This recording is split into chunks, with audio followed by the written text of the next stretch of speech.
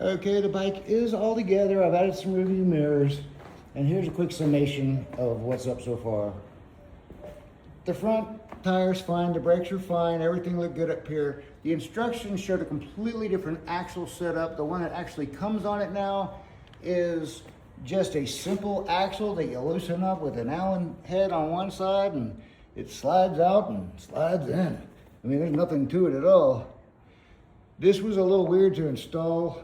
It was basically just a pile of parts, and they're like, okay, figure it out. This is how I ended up doing it. That's a lot more than you're gonna see in the instruction manual. So you do with it what you will. If I end up keeping that stuff on there, I'm gonna wrap these wires up a little bit in some F4 tape, some black F4 tape. It's like a rubber tape that sticks to itself. And then there were a couple wires unplugged underneath this telephone spiral wrap chafe guard stuff that I had some error codes. 20H was for throttle, I found out. And just check all your plugs up under here if you're having issues. It came a little scuff, but they're sending me some paint to get that, and there's some on the handlebars over here. The strut came with 0 air in it, and it felt it too. I didn't know that was the case because I did not have a shock pump, and there's no way to check that pressure unless you have one, or if there is, I didn't know it.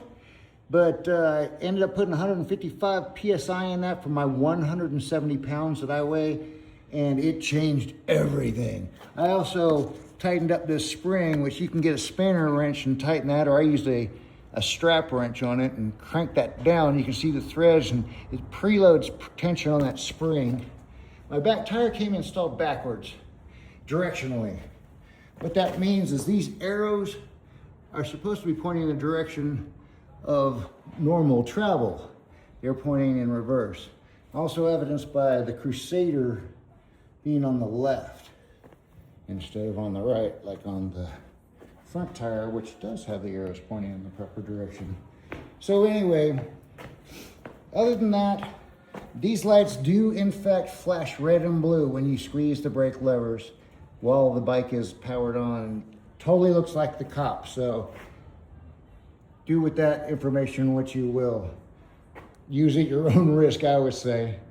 But the seat's comfortable. This bike has potential as long as we can work out these rough edges. And they're sending me pedals, they're sending me paint. I'm still in limbo about the tire.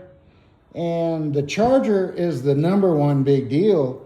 If there's no charger, there is no deal here.